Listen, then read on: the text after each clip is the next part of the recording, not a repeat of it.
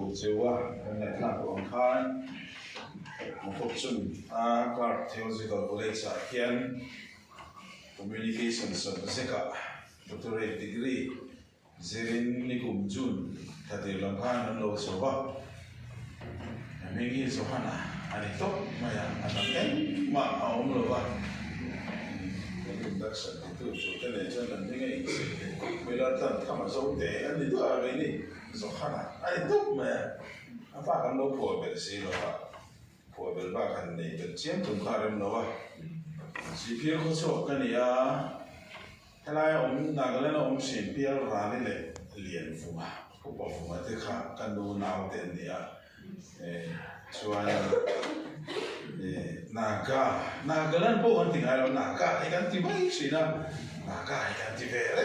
ang kami so ay kan sin be kan ba be sina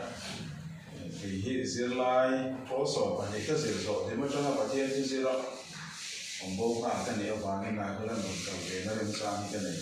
ba kan de kia ra ni ero pa so mi hi a school ve hian ta sina pro pastor na te po mun min ron mo puya sandi paria ta nen he endi zoa impala na ampon mo yen khan induction service mangin anon tal bang vanga so tian chuan kan inform bring sina kan ron chu kha ma in chatron ram min lo pan santa ala dam nai ni se an mo along ve kan ring sina kan u teu na ni che chuan ni mi pa he rồi chụp bằng cái bộ sẽ thứ đó sẽ chia với thì mình nó rất anh thì về anh cô là phết tổ nghe nghe này cho nên sáng sớm có sông cô có khan cùng sông rục có thu mình đi in thì chẳng cho anh cứ nói lúc cả tiền anh ông bằng lắm thế về rồi cứ tôn liền là thế có hành mấy thầy cái tiền lai em ấy thì bỏ lên trên thì sẽ khang te kha an tia kan te tia ka pumana cho man le na kha ti ve le kom le na kha ti ve le lo she to ki nom ta ki ning te kan lam re ve ni chu cho tin chen hai te te nin zui ta nok nok lo ma chung chu kan chu ko lam din mun te chu ni ngai kha kan khan kan pui hi ai rin lo som pro ni ni ki misil sa ro ta kon pui ami khi ni ka du bar ka zu khana ni khám phụ cái này thì biết mà chúng chuyên gia cũng phát tới online khan lộc cái rồi nia cái lộc cái làm gì thì tôi lấy được nghe cái nó mà anh đi anh suốt anh lâu hun ta anh cái mình đó mà induction rem sang chủ về tra cái lộc tum về ngar ngar đến bộ đồ mà thế anh đâu bị rồi quy thì mà quy thế làm cái đâu in set sa anh đâu đi vô nè hiền rem sang han lấy cái han tum sam mà thì chuan có hi mà anh đi hiền kan ro kan cái này mình còn lo ba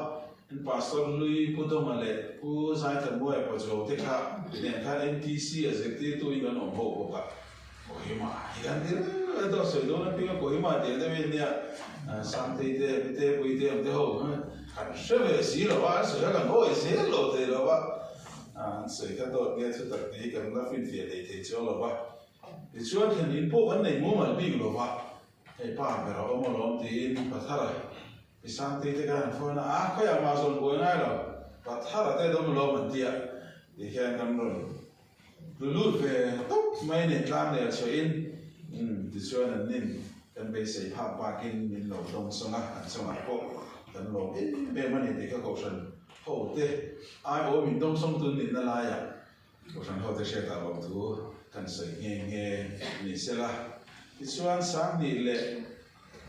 pali sinot khan pro pastor amin la sang ni panga chama pastor chu khan tin so le pastor biela pro pastor in oma sang ni paria ta nem nge kan ni komin in fala ken kum khat pastor in khan oma ti chuan sang ni poko chama so pakata bd zirin bangalore an zo kom le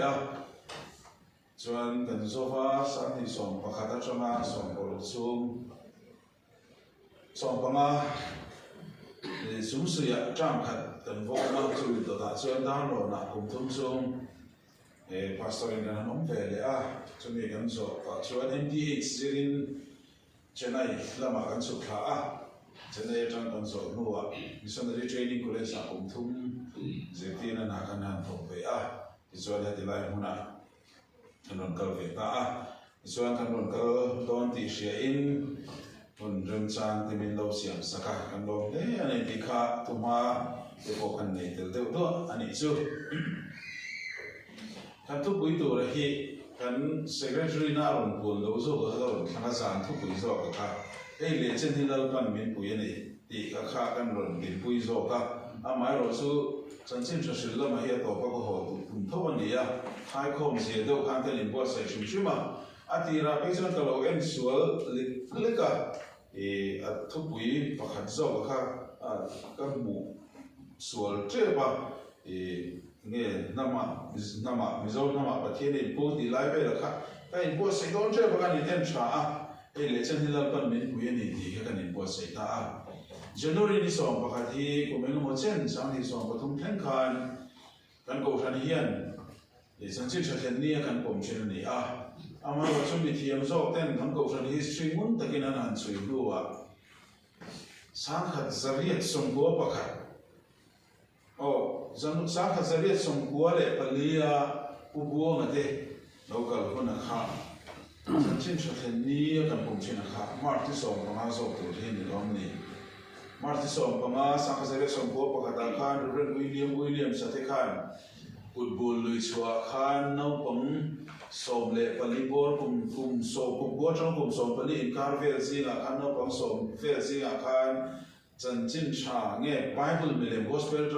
Bible truck thế semin bắt thiên lá sai bắt thiên tuôn sinh nghe anh ấy cho vào sân khảo cũng tham dự rong lì luôn chân chín cha buồn ta ông buồn đi nè thì in chân chín cha thành đi mi rong lì luôn chân chín cha thành đi mà ở lúc này do cái này thì khác history ví dụ dịu dàng na soi na chịu cho anh phố chỉ na cho tiếng chế cho nên sáng khát ra đây sống qua bậc lý cho nó lên sống bậc cần thì trên chân trên trở thành đi cho nó lên sống bậc cần bùng trên khá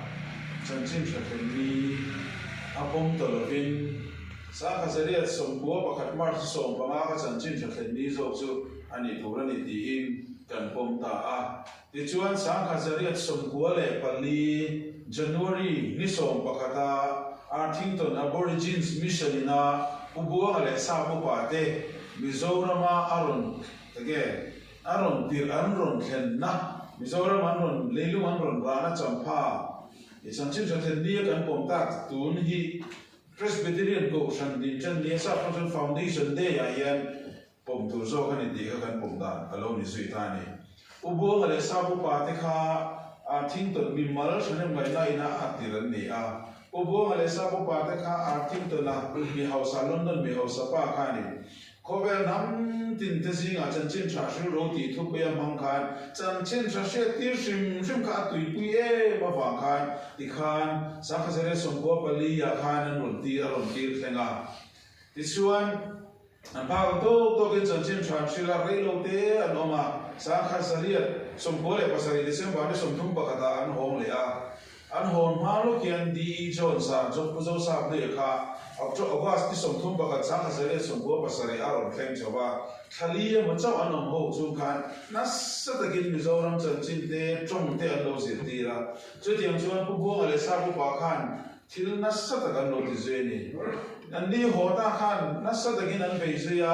anh đi kha trong mỗi lâu đi lâu sẽ là baptist nắm bằng mi anh đi vào khan Wales ko ran khanin Reverend William sa ka sere som go pakhat mar sa som pangaron ka nu khan London an mission ko mun pu khan le kha ton tha zui ta ni alo gal san ta ka kha Mizoram hi chan nge mission field ta na man chi ni em ti ron survey tu lo local khani ti chuan ni ho skill le ta khanin Mizoram chan chin chashila tu zia ama po missionary ni ha dore impe ka du zia impe ka involve zia ka zia meu khana thon tha ti chuan an ni chuan lo rel zuin mission field ta chuan an du ka an ti zia ama ro missionary non tir zui mai thei lo ka mi ka la ka kan pu bu an te khan non khen so ta ni ti chuan Reverend William sakha missionary Mizoram te missionary ni tur kon an tu zia ama ro su an tu loka khan chu tha TV na vangin a thi zui ta ni kami ni wa khan sa ka sare som ko pakhat kumma la na ron kal le te tu ram mai ani la khan he ta le khan ron thana e Mizoram missionary tu chon pomine lu sa hil sa missionary tu chon pomine e lo an thok zui ro ti mai thei tu ra kha asat lam zui ta ren ta a chumi khan a chon pu bu le sa pu pa khan chan chin tha an ron thlen ta a an chan chin tha ron thlen ni a chang yen mei bit le bin chan chin tha mei se le gan chi zui ya Presbyterian ko ran hi a ziding ni in kha an nge pu zo sa bren ro sungin zo sa tharan ti khan Dr. Fraser aten rokala pipui te pite te pizoni te pizomuni te dekan missionary som di le pasari ver zoro makanan no manaram buai sang sa bosom lu pariet akanan ho fel ta so chen cham mai mi lo mi zoro ma aron din chan ta ka chen Presbyterian go ran ye kha enge asiding sui kan ni na changin Presbyterian go han din chan kuma kan mang sui ta ani chu a history toi te ya han sui sui kan tu a lai chu ni a ti chuan katia bubo le sa bu pa te ron kan khan zo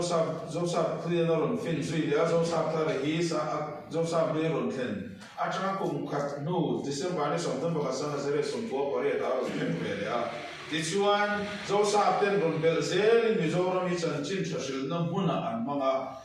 po fran po ron din zui ta ni Mizo de zinga baptisma sang masaber pani te ka khuma le khara ni in sangkha sele som go babua jun ni som ni panga baptisma an chang zaya an ni hi anu loka sangkha sa go pakhan ni in ka sia ke khu ta kha sirama in khom pu ya palai shoi ni zing heng he a zo fa ni zinga in khom pu palai masaber ni e ti de ko an sei zing heng he ni Di chuan sangka sugo paru galok ten chuan Mizoram a Christian sa li som sari pandi kan lo om toa. Di chuan kum som sa dali ama sangka sugo som paru ka chuan Christian sa sangka sa som di paru lai an lo om ta a. Di chuan Christian na alu kena changa kum som nga chung kan harna trum li in. Harna in trum li zet Mizoram min noya. Sangka sa kuwa som paru sangka sugo paru ka te sangka sugo som patuma te sangka sugo som pagwa ate sangka sa gosong tumpanga ate haram na ka haron kenta kakhan na sa takin Mizoram chanchinge Christian na dali suring tu kun na ko ba na sa takin ta ko ni reverend la so the patient ka an zero sui na sa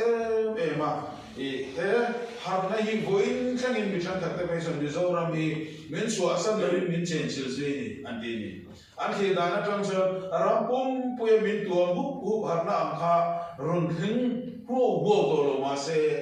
pathian pangna la a heta lo thiat ma se mun da ga din thar tiam de khan heti lai ko ran ni kan cha kan ti be lai koi ko ran ma su har kan om re ka enti lai ko chan chin cham ei cher hi har na hian Mizoram a hian a chom du re ka ni ti in Mizoram hi har na chen chil ko ran kan ni e ti in an sei se ya ti chuan Mizoram a chan chin tra lo te na chama kum som ma na ani meu chuan Mizo ram so Mizo na thak te bi ga pe chu Christian sa ti ngam deuh tho in kan lo pung chho ta ni arong ku ye me mani heti nga saka nam khadina chan chin tha an lo don sona Christian an in pe hi an tam lo bani an ti ri zir na bo ma ko hian don din mona chuan member song song hi noi ruk sing ni sang le sa sari som ko kan lo ni ta hiala dan zo kim ni riwat po noi li singa sang ruk za som ko pasari kan ni a chu ko riwat po hi noi khat sing thum sang ko za ko som sari pali ni in ko ran sang khat za som li kan ni a pastor bial sani som ko paru presbytery som li pasari pastor hantia bial vomlo service ta som hi zanga som riat pariat kan ne minister hi upa hi sanga zare som kan nei aro kuisin pathian min shuai nei ke mani la mai in chuan thei re kan nei lo wa ko mai nei kan lo chana ni ma ya ini te antania ko ai tilai pulpit tlang a dingin pathian ko mai na azara kan ma mi huai kal tena tha du lawa chan chin tha an lo chil kan na ra ko voi na kan lo tir ta aro kuisin dầu sa te khai chuối nó nuôi khang cầu sân te bon in din tam sawa January ni khat sa kha ja bo so ma chuan cầu sân committee an nei thu kan mu ei hi mizo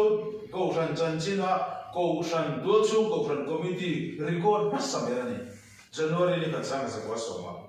te chuan sa kha ja bo so pakata upa masaber khanan nia upa ardala upa rosema upa tachi te chu upa khanan nia Saka sa boso patuma mizo pastor masaber kan ya pastor so kama ani hi saka sa kuwa kumle pastor vanchu ga pastor poka pastor thangku mare pastor hausu maten an belcha an ni panga ka dilai chuga marchan presbyterian goshan opchina ka ani significant an biel te po bu te fikin na roma an beina sa ni kan ni masa te ka an film thu chin an chuan changkha ro ko bin bial an fange an te sin ani chu tiang ko chang kan mi masa de thora an pu ma ke ni kan lo pa la mo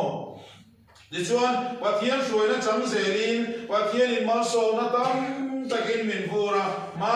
na in thian na mu mal po nei ngai lo khua in runa ma ni nam pu in than mai chi tha lula nam tia ko ve na shiat te kha ko ve shiat thama min lang kai ve ta ni mi zo ni e asa tha kan notice una te singa te le India ram po ma po ni la Christian circle a hian mi zo Christian ni asa tha mai South India te po kan lo zo bom ve to a pathian ko mai na changin mi zo kan ne zon sai thiam tu ra te sport thi tu ra te min na ya min da ni mai lo ni e di la na ga no so kan na ga nu na te singa po mi zo kan ni ti lo sa tha bi ni a dig lo a fel lo na lai te a trop na lai te a fam kim lo na lai zo mo zo te kha phur do ni lo so a chu tu lo wa chu tu le chu kan ni ma se chan chin tha sa ra mi zo ni za pui om lo wa min siam to hilal pa ni aro pisin he ko san presbyterian ko na kan sai lu tanga he ko san hian a bigin in ti te am pathian mal so nai kan lo na sa ta se kan ni ati te a changin sirtina diglo la kalan pa ya na min no te na hum ta kum sa kha sa ko so pathum pastor masaber an ordain a thuma khan harna alo thlen su ya sangha sa ko por ka ko thlen kan sia sangha sa ko so pathuma alo thlen le khan harna chanu ve harna foi ni na changin sirtina diglo lo cha ma clear alo cho Jira chuan son muina in chala ko rani sapai lian pui anga muina da chu da chuan mi te chu dil adol vek tu ram kha na sei ve la chu deng chuan ko ran chu san tu rin mi te amina ko ran na changin in la changin fira po la di chu dinga sanga se ko som thum paga na tang kan kom tu chuan sirti na diglo dinin sanga se ko som sare pan ya lo ten pe som kom tu po di la sang tham an lo om so ta hiala ko ran chua tu di chu tharau chang lo ni nan bua an ma ni ro chu tharau le ngai ti sal ti sa thil ti eng po mai chu tharau lam thil en ti na ta na poi mo ni nan sia in ngai na sual nge po hi ma ngai na en ti na nan mang maya mo in he har na ve kyan sakai chu noi ve a atui yama a omna ko sanin an tui pui ve lo wangin pol omna nei lovina male at thu tui pui tu de chuan an mani non ti zo ang omin an kha sa howa zakai chu zo nei che din a che ya asui tu te poi an ngai sam le ya sanga se go som nga lo ni sowa za tham bu po te sanga se go som sari pani avan oe po te sari ri da lo so na po te tu no tham fa la po te na bi mo e po ko san do re le na po te mo ko ran thiang lim ti te sapol lao tim tu ani lo na chu mi ken ter zo ram thar din tu nei kong sang sagin kan rami atum ver chi ni chu ngai tu te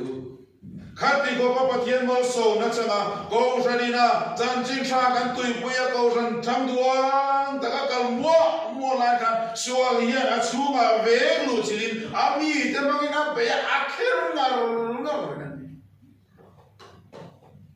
voin chen ni adar lao sakol lao zoram thar din tum tim thu ani an bo pia an do pia an pusakola an pu zer ko na se mo na te chu ti chung chuan pathian in a thara thiam limin ko ran so opreng in a vegim tat se na ni ati ra chuan mu fu in ti zo fe she zo le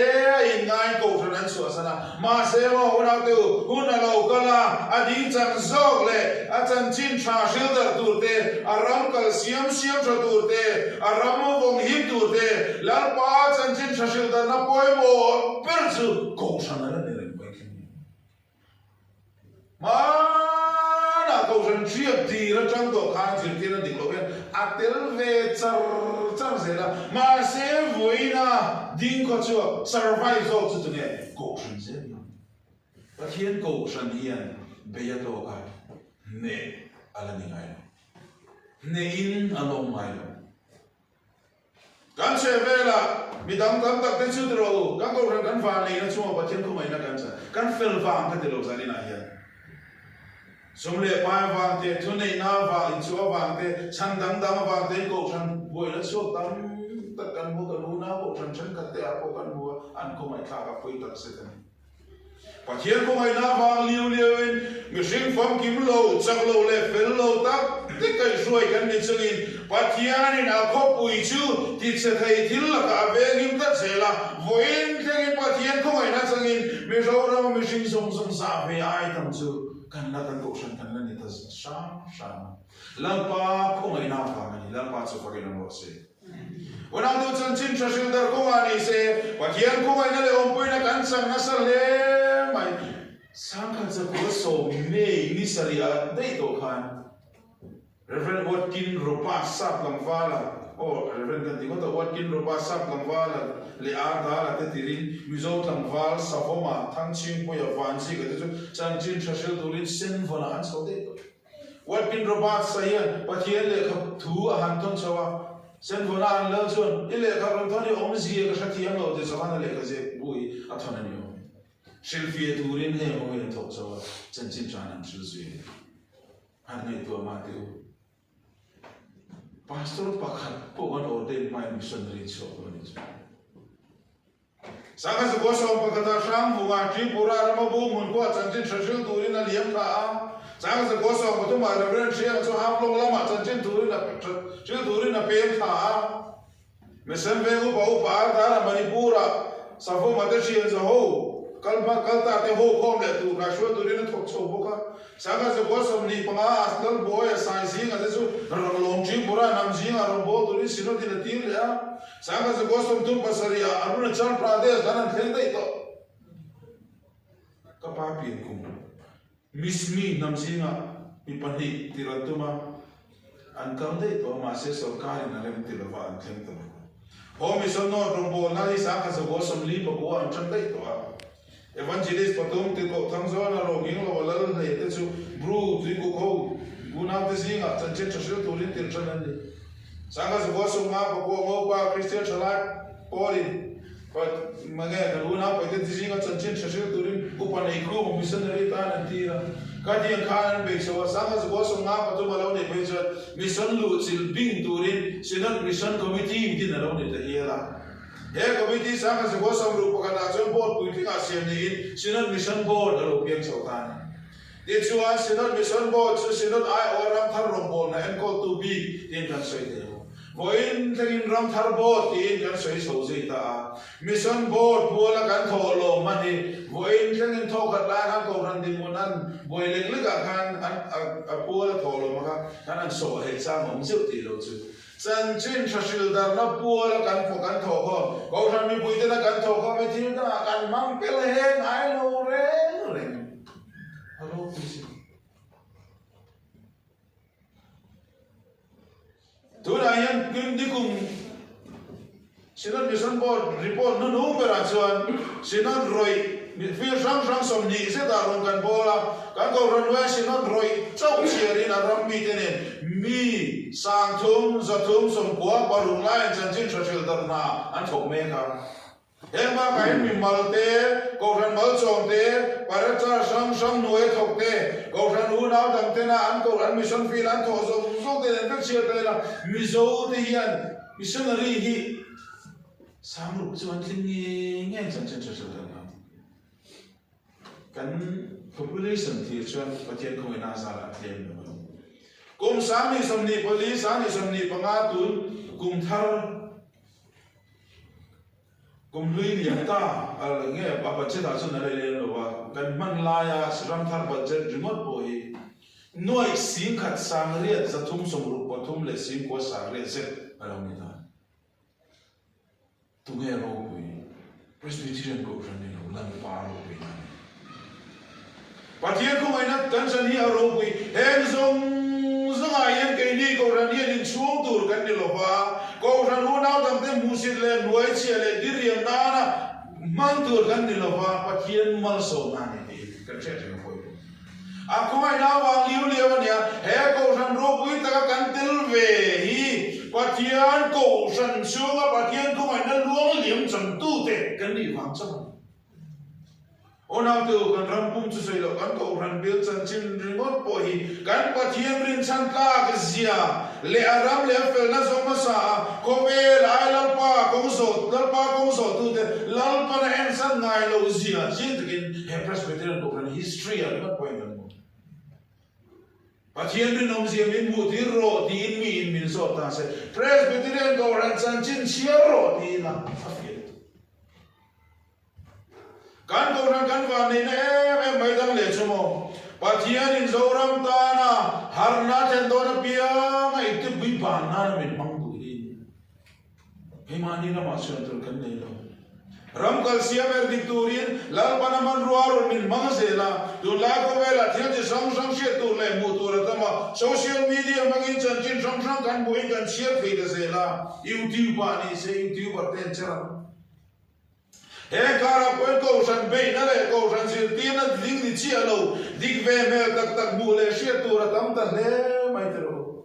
chen ka chu po so le ko san dan mi le sa min be na zong de uran te an ma ni sir ti na for dar tum na pe na kan ko san be na thu te kan ko ran mi de singa ngai po pastor up le upa te ne na zo na fa zo min share fi mai te Dunia lo Facebook ove la eng so na mo vordar tra tum chi de kan ta me ento fazo mai se la pastor ne tisa do na mo pa sang ru don kan ne ya zo the ring an se kha man zo na ka he ta kam tham thiam per kan ti lui to me tu na po yan ka ti si sa ba ji tum ber so social media le ko khan chung sa na ki je ka ta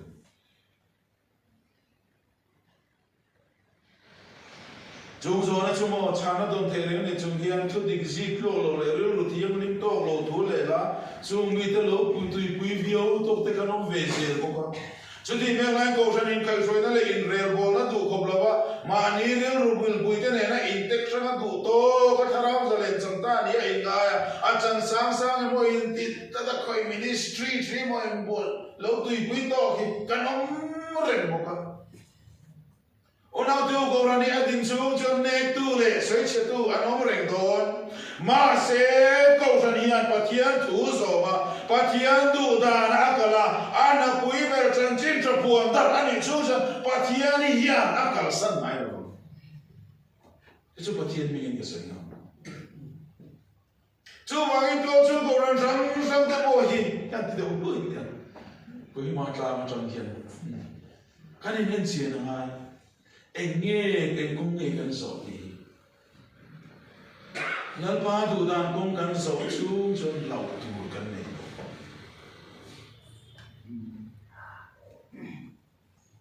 câu sân chú mi chỉ sang chắc lầu đều phình phá đều lệ rất hiếm mãi lầu đều tệ hậu sẽ đều lệ là thầy đều tệ ông con cần nghe vàng in apur ber thủ đàn này mò tu thế mò ngày đàn nó là bình thì lo cần sa phá ya chặt là nó tu rất thì rồi nó rồi rồi nó ngày vàng in phim kur tắc lệ uluk tắc à nét tu là cả ai về nó ngày rất là vàng in cần tu có bắt đi lộc sang ông phong nó sẽ ngày tu chơi mà rồi Actually, kan han pura kan ko pate kan han buntu khoplo lip ipure me kan pelo chung chung cái lần non bỏ rồi mel in nông ra rồi mel cố tụi chị anh không vì sáng bị đi chơi anh tùy được vàoฉันขันมุดหงดิ้งโจกจึงบานน้ำมันสาจุดที่ไล่จะงี้รุนนะแล้วผู้เห็นนั่นจากอะไรรุนฟงลูเจ้าเนี่ยอาฉันเดินไปสู่การจนนั้นรินแม่ตัวกันนี้ที่เราออฟฟิศกันละหายแม่มาเฮกติกลุตุกการมั่งชัวนะอินรินิซารุนอินโคมสามเดียวนั่งเล่นผู้ริงอังกันดิฟิกริงช่วงหัวช่วงกูรันนี่รู้เรื่องแล้วแต่ชินฟังเนี่ยช่วงกันเชื่อทีไม่ง่ายแบบนี้ช่วงวันนี้กันผู้เรียบว่ากันเราบีกันยังไงเตะกันเรียนรู้อมเล่กันไงตานที่บีเรียบว่าไงเตะอาชีพเซลล์หรือว่าโถหัวหน้าตาหน้าป่วยเตะดีกันเชื่อจังกับป่วยหมดทั้งสิ้นเฮ้กูรันรู้ป่วยแต่แค่รู้ป่วยนั่นสินี่ Presbyterian มิ่งเฮียนี่หรือว่าปะเทียนนั่นเองคือปะเทียนฟังนี่ดีกันกูรันเฮียอิสระหรือกูจูฟังอินเฮ้กูรันฮีกันที่ชวนมิจักโลเตมานารุยชินเตมานากันไงเนมชินตักเตเขาเวลดิลตะกาชนกันสุงเอ็นไงบีเขาหลบเตปวันเนี่ยมาเซโกชันเอ็นโกนาฮีถ้าเราลองทีละนิดตะวางเลยเฮ้อาโกชันนี่ปะเทียนอามินโนเดียงอาบอนตะวางอินเอ็นโกตูเตปอันรงโบนตัวรังเซลินติสกินอติฟิกินอติหวยสันไม่ใช่จูวางอินตั้งโลมูสิเวมัตัวนั้นนี่โลแล้วอาทำตัวละปานี่อีกสันพอนนี่ลูกันสันพอนนี่ลูสู้วังส่วนมาอาจูละที่หุ่นอาส่วนมาเลยไงเดียบกันปุลปิตาเห็นทุนหนุ่มมันสวยไหมสู้นี่เราปาละนี่กันเอ็นมาอย่างนี้สู้ไปนู่นเอาตัวเฮกูนั่นนี่ตัวสู้กันนี่มันสินั่นนี่มันปนนี่เสียลัลปาดูดานักเอาสู้ชนลัลปาเห็นมินเอ็นสันโดนละว่ามินลำเชียโดนโลดีหิบงตัดละเฮ้ยเลเซนี่ลัลปามินปีนี่เดียลัลปาเนี่ยนั่นโลที่เสียจริงอาจับนั่นเองฉันพานันเป็นนี่เสียละเอ็งก็ตีเลยตัวเฮ้ยเลเซนี่ลัลปามินปีนี่เดียโลบริโภคที่ตัวโลแล้วกันช่วยคุยเรื่องกันตีตัวกูรันกันดีอย่างที่เราทำนี่เรานั่งเล่ให้ช่วงบัวได้กันนี่นั่งอินะมิชชันนารีโจนะเก็บปากกาตอีเป็นเบลคำกูฉันวิ่งเราโม่ไม่รู้โม่เฮ้ตัวอีมาฮีที่กูรันนี่ที่เราทำนี่เราอินิสิชิงเฟนั่นทางกูตัวกันเราก็เราอินเชฟมิงอินิสวยเฟเราเป็นเนี่ยมีอะไรบอลเนี่ยเรากันเลยตัวเรามันที่ไม่นี่ตัวเรากันอินสิชิงกันนี่จูวางชวนกันตีสามขาเฮกูฉันนี่นั่งเล่เกซาราอารมณ์มวยไม่ใช่จูวางชวนเงี้ยก็เป็นเบลไงเงี้ยก็สิงไงเงี้ยก็ชาตะกาเฮียนอาชาโตโลมตีเต็งเลยตัวจุนี้ลัลปามินสวยนะโลมริมดลวินมันลำบันตัวนี้ปวดเสียกุมทาร์กันจะว่าใครตาเทียนเราโทรลงทั่วที่พวกมากันซ้อมชัดตัวนี้โดนเรานี่โมมีปากที่น่าสวยจริงจูปัจจัยเรามีจิมเช็ดเราเสียดีจวนอิทโอลมติดเลี้ยงละเจ้าเป็นพวกให้โจเราไม่งั้นผมเราชันพวกเราเดินไม่ถอละเจ้าเสียเราเสียดีจนถอลมาลันตีเราดีอีกแค่กันนั่นต่อจู่สิลังปานี่นักการลมนักการลันตีนะจวนนี่ก็มากันได้ไงเราก็เป็นกันตีเป็นน้ำมีอ่ะจู่ลัลปามินสวยนะลมตู้ที่นั่นลัลปาลมจู่มันสั่นเล่นตัวเล่นโดนเราเนี่ยลัลปาเฮียนมินยันสั่นโดนอดูดานักการสู้จวนมินลำเชียโดนโลตีฟงทัดดิมาน่าจังตัวเอ็นมุฟูโซเชฟฟูโซกินดีที่นั่นชัวสันจินมาเซฟไว้นะยันตู้เต็งลัลปันอามีเตคอยฮาร์นาตูระฮาร์นาเซนติโดนามันรบคอยโมตู้เต็งลัลปาสันจินชาเชดันนาขกโลตู้เต็งรับกัลเซียมตัวละลัลปันมันรัวมันกันติจวนจู่เชฟเฟียอินดีมุฟเฟียบีกันอินไงที่นั่นชัวสันตาลัลปาก็จะนี่เสียอันนี้เสียตอนปัจจัยเขาไม่น่าจะกินอันนี้เสียพวกจูว่าอินคอยน้าฟังกูฉันมินเตอร์ที่ตุลลัลปาฟักินลมจึงอินเฮเขาไม่ลงบอลนาที i thong se la mulal bana tu mal so ko se amen